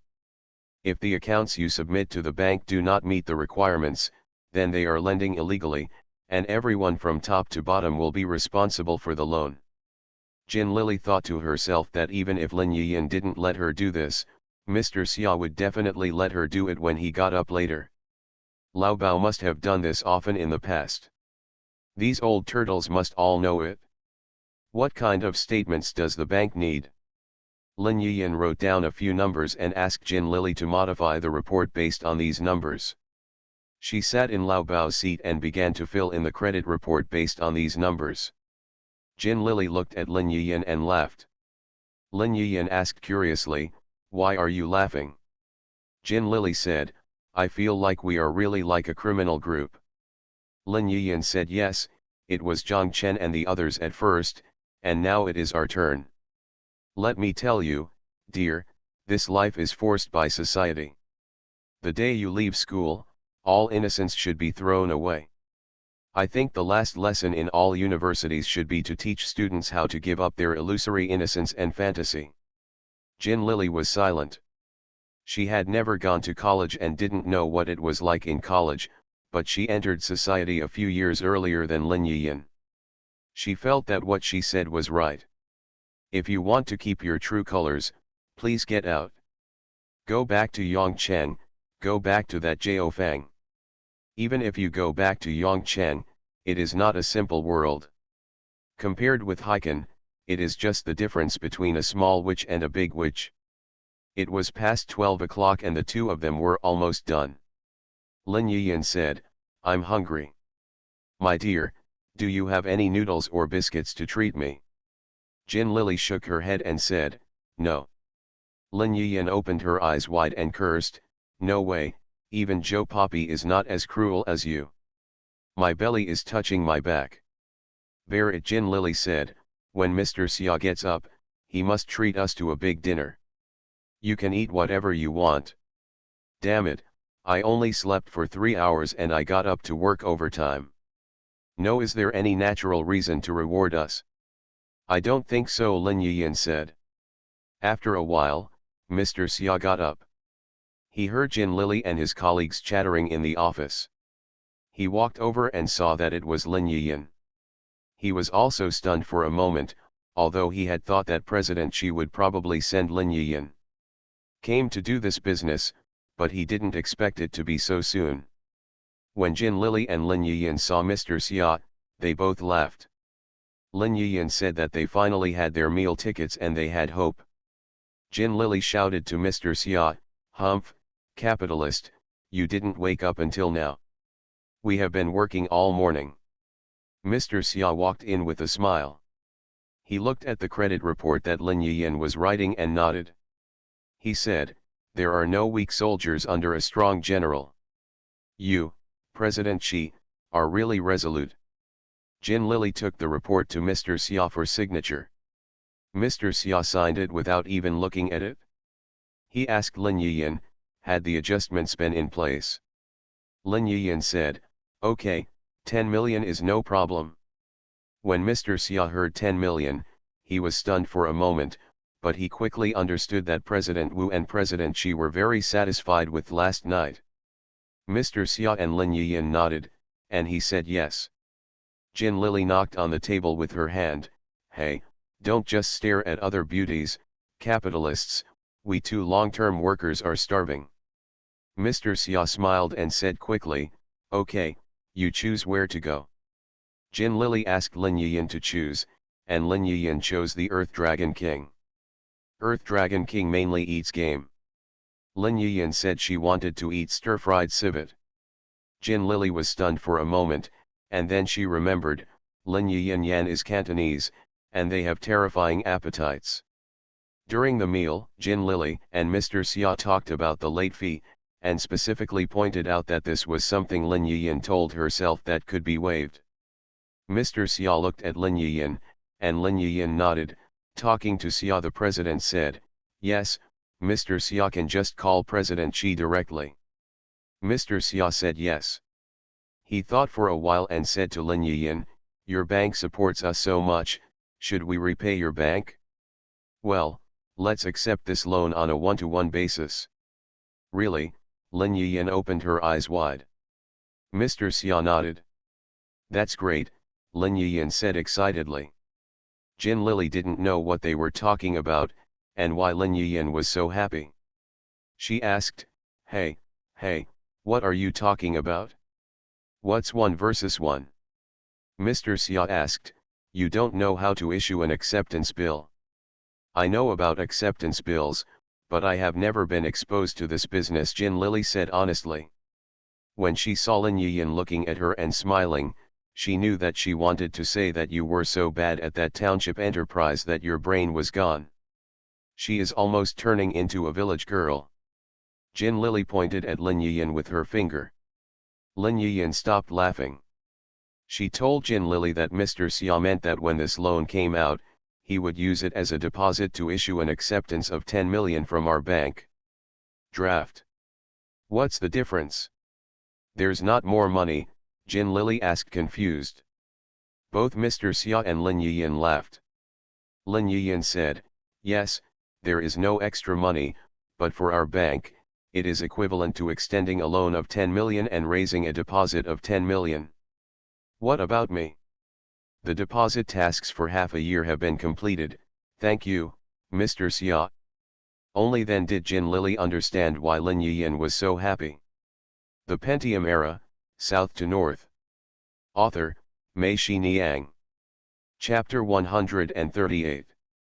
After Lin Yiyan left, Jin Lily asked Mr. Xia why he did this and opened an acceptance. Don't we have to pay others for discounts? That's just a few points. Besides, we don't need to discount that much. For example, we can give them the acceptance bill for the 1.2 million we still need to give to Manager Pan, as well as other payables. This part of the discount is just we don't have to pay, Mr. Xia said. I understand, Jin Lily said, you mainly want to help Lin Yiyan, right? Yes, she has done so many things for us. It stands to reason that we should give her some money directly, but I think doing this to young people will teach them to learn bad things. We help her complete the task of collecting savings. She can get bonuses from her own industry, and she feels at ease when she picks up the bonuses. As Mr. Xia spoke, Jin Lily kept nodding her head. She felt that Mr. Xia's consideration was right and considerate. Their loan was disbursed on Thursday morning. Lin Yiyan helped them fight for it. The interest rate for this loan was calculated based on the base interest rate of 9.36 and would not rise. In this way, it would be the same as Chen Ming's original base interest rate. 10.08, which is a 10% increase, you can save a lot of money in monthly interest. Mr. Xia and CEO Shi reached an agreement. In addition to helping repay the principal of Chen Ming's loan, they only had to pay the interest for 6 months, and the late payment fees were waived. From then on, Chen Ming and Hai issued this loan. It doesn't matter. Mr. Xia called Chen Ming, wanting to tell him the news, but the person who answered the phone was not Chen Ming, but another stranger. The stranger told Mr. Xia that Chen Ming had sold him the Big Brother phone. Mr. Xia's heart skipped a beat, and he asked Lao Bao to go check out where Chen Ming lived. After Lao Bao went there, he called back and said that Chen Ming had moved away and where he went, and even the landlord didn't know. Lao Bao also told Mr. Xia that Manager Cai has already entered the site, and he has also asked the municipal government's investment promotion office about the land. There is no need for Luo Hall to say hello. They have said that as long as your construction site resumes work, we will give you changes. It seems that the current situation in Sanya is dire enough that the local government is worried. Jin Lily witnessed and participated in the whole process. She felt that it was more exciting than the movie. After going around, Mr. Xia took the Bayview Hotel to himself without spending a penny. All the money in his hands was the bank's money, and the bank seemed very happy. It turns out that this is how to make money. Jin Lily sighed. She felt that Zhang Chen, who was so stubborn, could never learn this skill. Mr. Xia and Jin Lily said, okay, now we can notify investors to come and inspect the project. This afternoon, Zhang Chen was in the office, adjusting the layout of the food court upstairs in the mall. According to his original design, each store was run independently. He was inspired by the Dongyang Hot Pot restaurant. It had such a big scene and such a good business, but it only sold 2 or 3 dishes. Other dishes and drinks were just that. By handing it over to others to sell, it can be said that everyone collaborated to support the prosperous business of the yard. Zhang Chen wondered if it could be the same as that courtyard. The middle of the food court is full of tables and chairs, and all around are the shops. When you get here, you can choose the same one from this store and the same one from that store. Food from all over the country, Even food from Hong Kong, Macau, Taiwan, and Southeast Asia, are gathered on the table in front of you. Hainan originally had a lot of people who traveled to Southeast Asia, and these foods can bring back their memories. The biggest advantage of doing this is that single stores outside cannot compete. As a customer, when you come here, you can have Rujiamo and Pian'erchuan. If you don't have enough, you can have another bowl of Chungqing Chao Xiao. After you finish eating, you can have one mango sausage.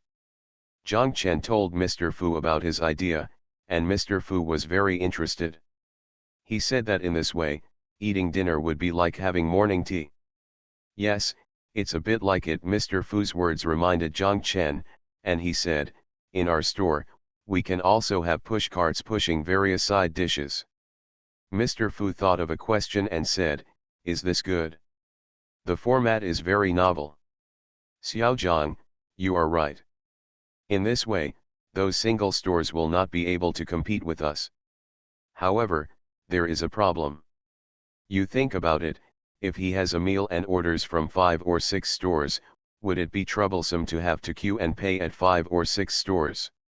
I've thought about this too, and do it the same way as drinking morning tea, Zhang Chen said. How to do it, you tell me, Mr. Fu urged. When he goes in, he can go to the cashier to pay a deposit, get a blank menu, and go to each store to buy something. He just needs to show the menu to the store, and the store will write on it. In this way, picking up the meal and waiting for the meal are all done. The speed will also be accelerated, and there will be no need to wait in a long line. After eating, he will go to the exit and hand the menu to the cashier, and the cashier will settle the bill according to what is written on it, and he will make up for any excess. Okay, this is a good idea. It is to unify the cash register. We and each store will settle the accounts separately according to the menu. Right, that is it. Not bad, Mr. Fu said cheerfully. Xiao Zhang, I can't tell, but you are very business savvy. After this project is completed, you can either come to my Wanghai Tower and become the Deputy General Manager. Zhang Chen is now revising this good plan. A person appeared at the door of the office. Zhang Chen looked up and said in surprise, why are you here? Standing at the door was Jin Lily, smiling at him. Zhang Chen was the only one in the office. Jin Lily put her feet together and jumped in step by step. Zhang Chen stood up early. As soon as Jin Lily approached, he pulled her over. After they separated, Zhang Chen still asked, why are you here? Today is only Thursday. Jin Lily and Zhang Chen said that their company's loan has been approved, and the Bayview Hotel in Sanya now belongs to their company. They will go to Sanya tomorrow to prepare for the inspection of investors from Beijing, so Mr. Xia, I'll give her a day off today, and she can return to the company at 10 o'clock tomorrow morning. Zhang Chen held Jin Lily's hand and said to her, let's go to the front desk to get a room. We will stay in Wanghai Tower for the night. Are you crazy? It's so expensive, Jin Lily shouted.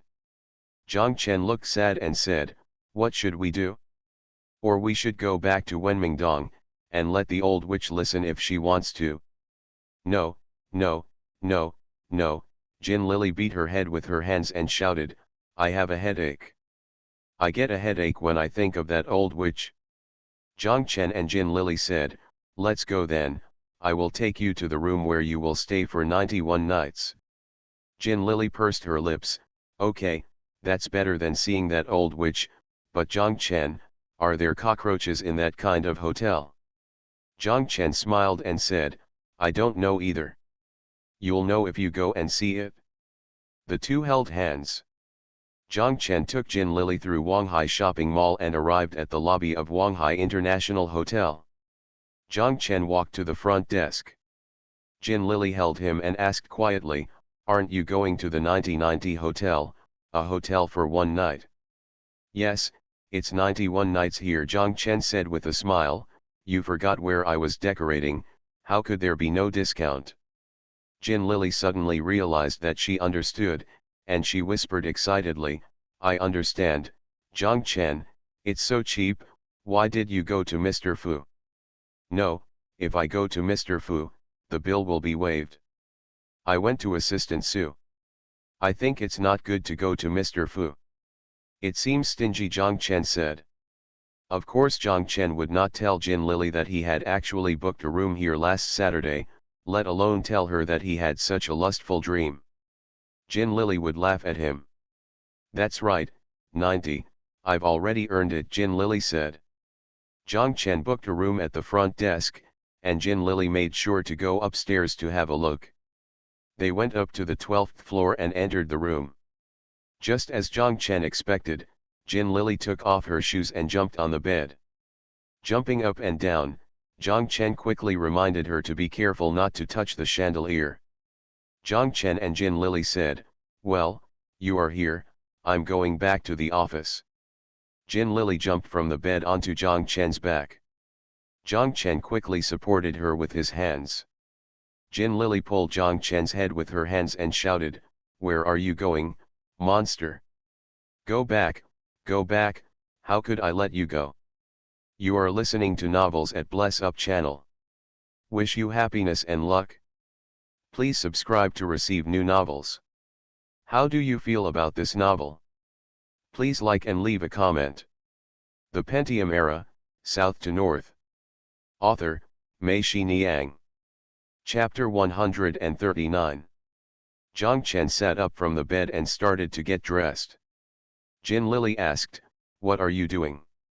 Zhang Chen told her, "I come out to act like a gangster during working hours. There are many things on the construction site." Jin Lily said, "Oh." She also sat up and started to put on clothes. Zhang Chen was surprised and asked, "What are you doing?" Jin Lily blushed and said a little shyly, "I said I won't let you go. Today, I want to pick you up." Zhang Chen laughed loudly and couldn't help but open his hands and hug Jin Lily. Jin Lily moved her hands and feet again.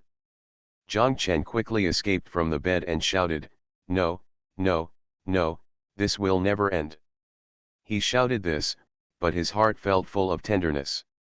The two reunited after a long absence. Jin Lily will leave again tomorrow. Now even Jin Lily herself doesn't know when she will come back. She has to wait for the people from Beijing to arrive. We will know later. The two of them were naturally a little reluctant to leave, but fortunately the day was still long, and this room and the whole night belonged to them.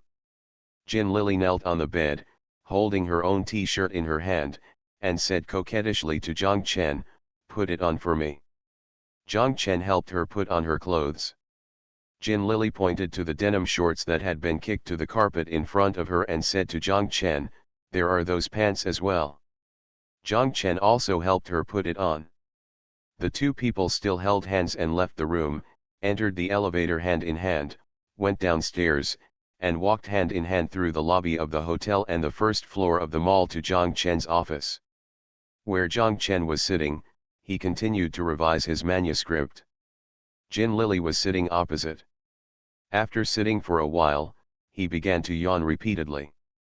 Zhang Chen looked at her and couldn't help laughing. "What a joke," Jin Lily scolded. She crumpled up a piece of paper on the table and threw it over.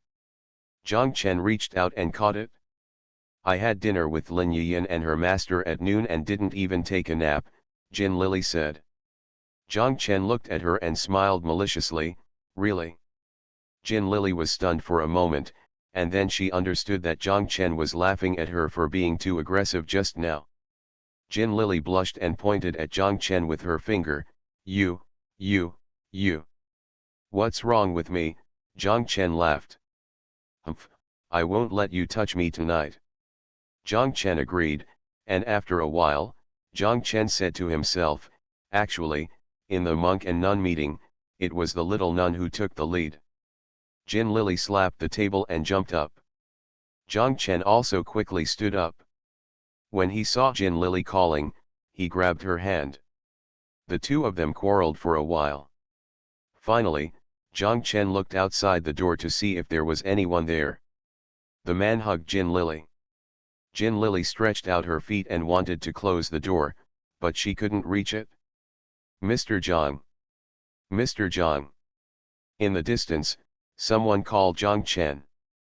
Zhang Chen and Jin Lili were startled and quickly separated. It was the old man guarding the gate calling Zhang Chen. When Zhang Chen walked to the door of the office, the old man pointed at the person next to him and shouted loudly, "Someone is looking for you, Mr. Zhang."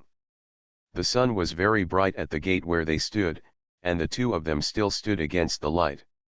Zhang Chen didn't see clearly who the old man was pointing at first. He blinked and looked again. "Holy shit," Zhang Chen yelled and ran toward the door. Jin Lili ran to the door and saw that he ran over. The two people ran to the gate and stood next to the old man, looking at them timidly. It was indeed Xiao Wu, the leading martial artist in the troupe who was prone to fighting, who was seeing off Zhang Chen and the others. That night, I held up a cup and said to them, "If anything happens to you in Hainan, just give me a call and I will kill him without saying a word." Xiao Wu stood there.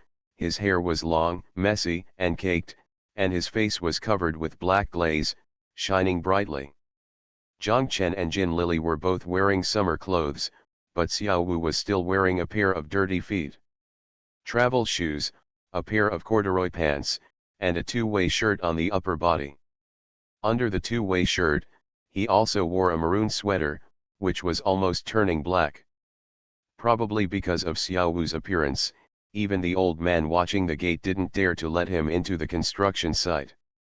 "Xiao Wu, why are you here?" Zhang Chen shouted. Xiao Wu didn't say anything, just looked at them and laughed. "Don't just stand there in the sun, go to the office quickly," Jin Lili said. Zhang Chen woke up and shouted, "That's right, go to the office."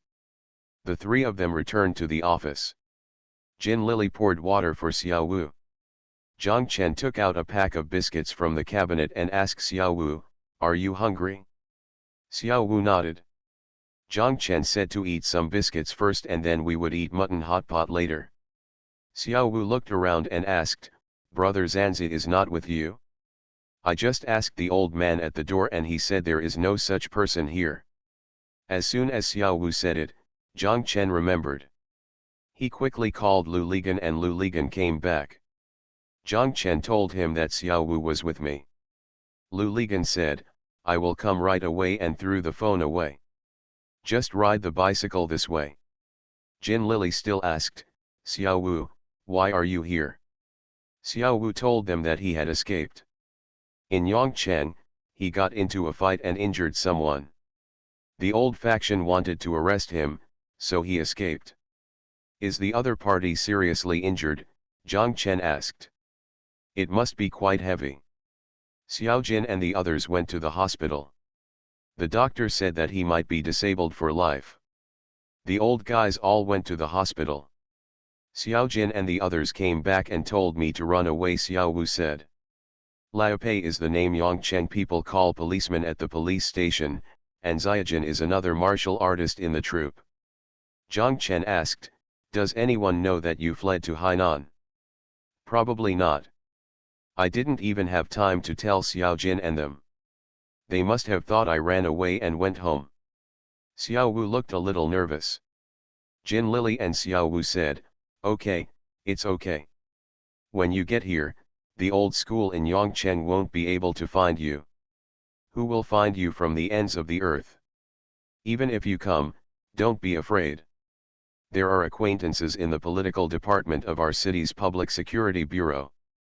Xiao Wu breathed a sigh of relief and said quickly, "Thank you, Sister Lily." "Thank you, Brother Chen." Zhang Chen asked Xiao Wu, "How did you know I was here?" Xiao Wu told him that when he was escaping, he thought it would be unsafe to run home and the old school would definitely go to his home to find him, so he thought he might as well just run away to Hainan. He didn't have Zhang Chen's address, but he knew Zhang Chen. He went to Zhang Chen's home, Zhang Chen's father told him. Zhang Chen nodded. When he wrote to his family before, he told them that he was here. By the way, Xiao Wu, Jin Lili thought of a question and asked, "The old faction is arresting you. How can you cross the sea if you can't even get a border defense permit?" "I picked up a truck in Haiyan. The truck was full of Chinese cabbage. I hid in the cabbage for more than 10 hours. I was almost suffocated. Fortunately, I had Chinese cabbage to eat when I was hungry. As Xiao Wu said, Jin Lily's nose felt sore and she almost started crying. It seemed that this guy was even more embarrassed this way than when they came here. Jin Lily saw that Xiao Wu was empty-handed and had almost eaten the biscuits. She walked up to Zhang Chen and stretched out her hand. "Give me money, I didn't bring any money today." Zhang Chen handed her his wallet and looked at her puzzledly. Jin Lily said, "I took Xiao Wu to buy clothes. His clothes can't be worn here in winter." Xiao Wu's face turned red, he was shy and refused to stand up. Jin Lily scolded, "Asshole, when you get here, you're at your own home, you know? Why are you being so polite?" Xiao Wu had no choice but to stand up and go out with Jin Lily. As soon as the two of them walked to the door, Lu Lipol arrived. As soon as he saw Xiao Wu, he cursed, Yangqing's top tyrant has now become a beggar gang leader, let's go for a walk and change your outfit first." Jin Lily smiled and said, "I was about to go, but this guy still refused." "Then throw it into the sea. This way, a great reporter, and Mr. Zhang will be embarrassed." Lu Ligan cursed, and Xiao Wu chuckled. Zhang Chen thought of something. He took out the hotel key tag from his pocket and said to Jin Lily, "By the way, buy some clothes and take him upstairs to take a shower first." The Pentium Era, South to North. Author, Mei Shi Niang. Chapter 140. 20 minutes later, Jin Lily came back. Zhang Chen asked her, "Where is Xiao Wu?" The Pole took him upstairs to take a shower. More than 20 minutes later, Lu Ligan came with Xiao Wu. Xiao Wu looked very energetic after taking a shower. Although Xiao Wu was not tall, only about 1.6 meters tall, he was very strong. He is also a martial arts actor, with a standing posture and a sitting posture, and a heroic spirit in his brows, especially since he is wearing a short-sleeved shirt on his upper body, a pair of casual pants on his lower body, and a pair of sneakers on his feet. Lu Ligan cursed, "There is nothing I can do about this guy. He will not wear shorts and slippers even if I beat him to death." Xiao Wu said, "I can't run fast in that one, and it's not convenient to kick my legs."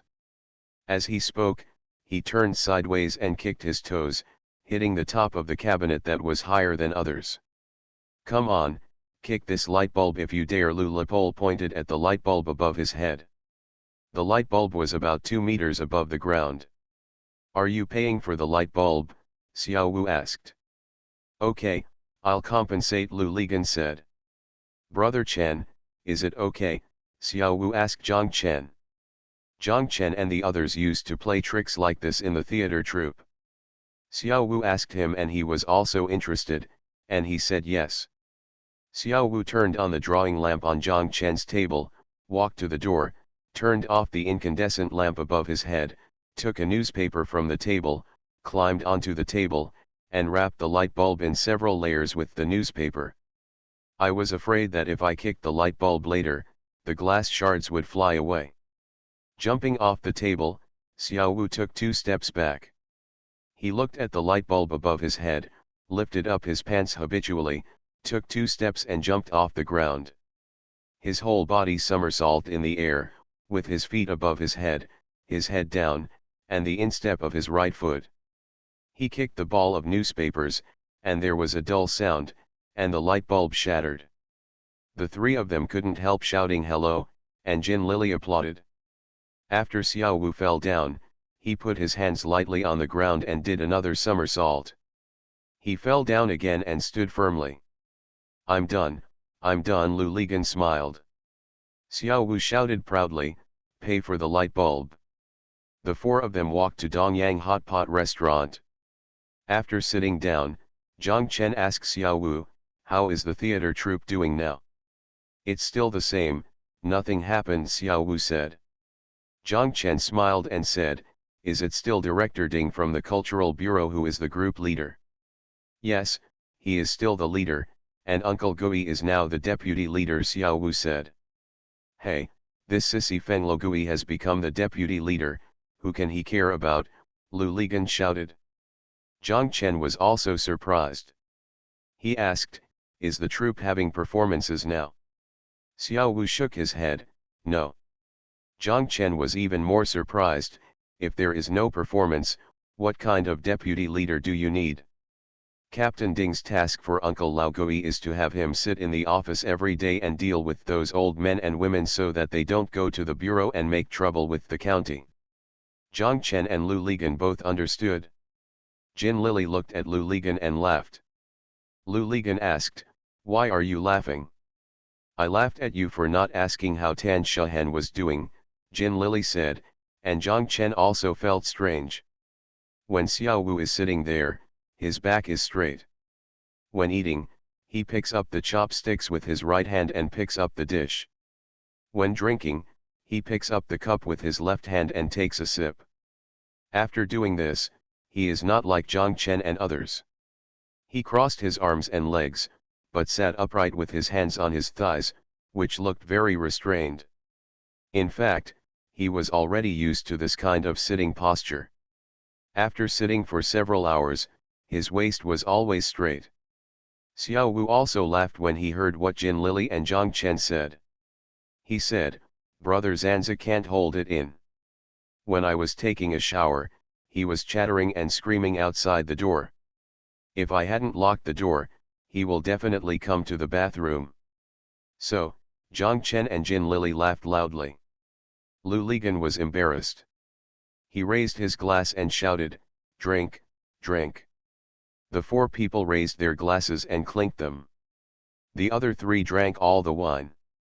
Only Xiao Wu still only took a small sip. Zhang Chen and the others didn't try to persuade him. They all knew that he didn't usually drink. Today he made an exception. That's all. After 2 or 3 sips of beer, his face turned red. Xiao Wu said, I'd better drink water. Jin Lily gave him a bottle of mineral water. How is Tan Shahan now?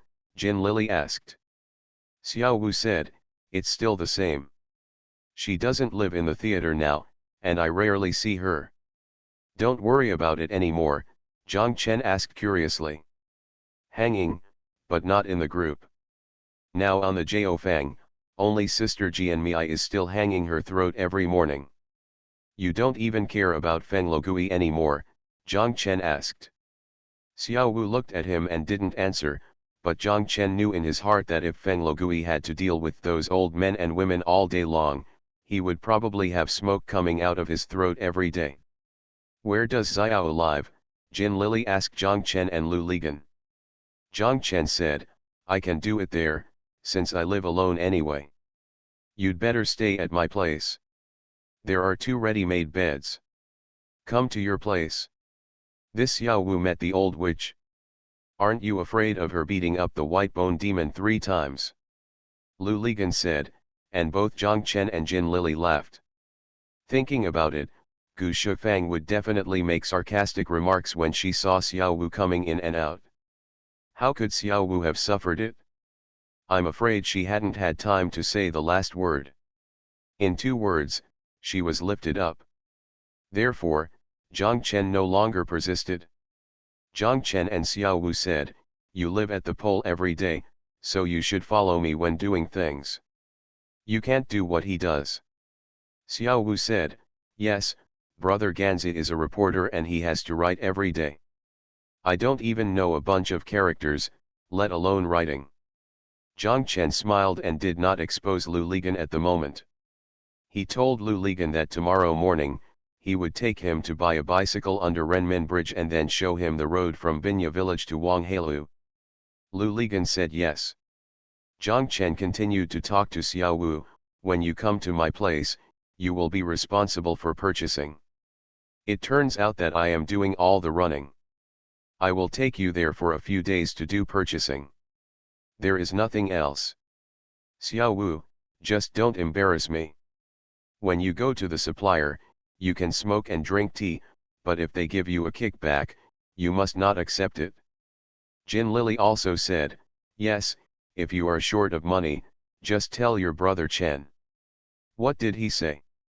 I have it here, Xiao Wu, remember what your brother Chen said, people from our troop cannot be underestimated by others, Lu Ligan said. I understand, don't worry, Xiao Wu said. After eating, the four of them returned to Zhang Chen's office.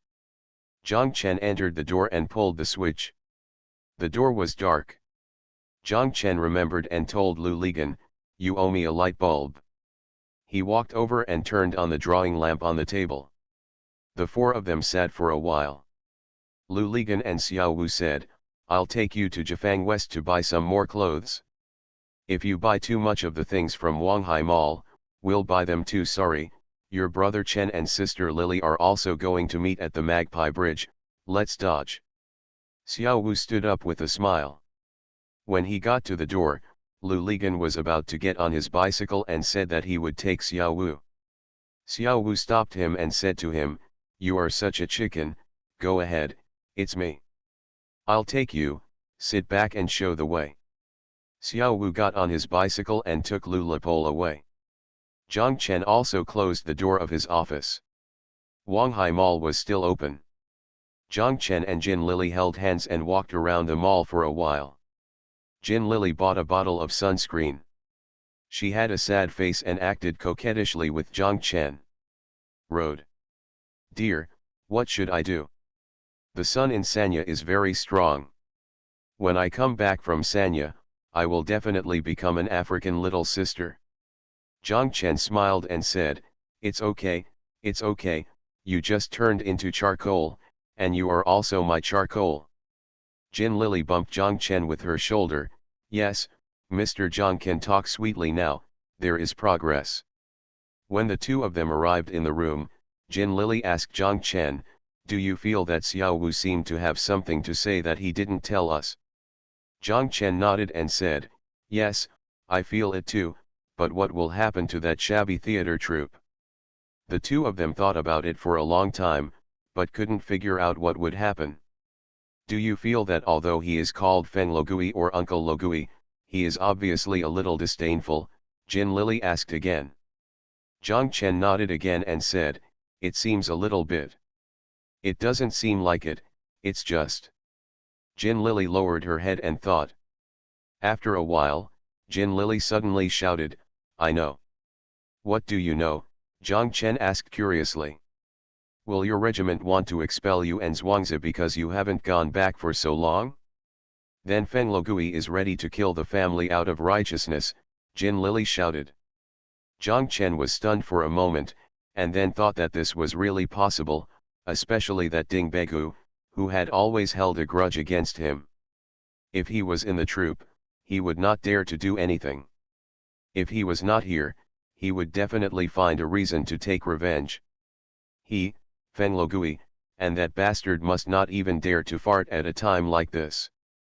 The more Zhang Chen thought about it, the more he felt it was possible. Although he felt a little uncomfortable, he felt relieved immediately. He said to Jin Lily, expulsion means expulsion. Now let us go back. Will we go back? I will never go back even if I die, Jin Lily said.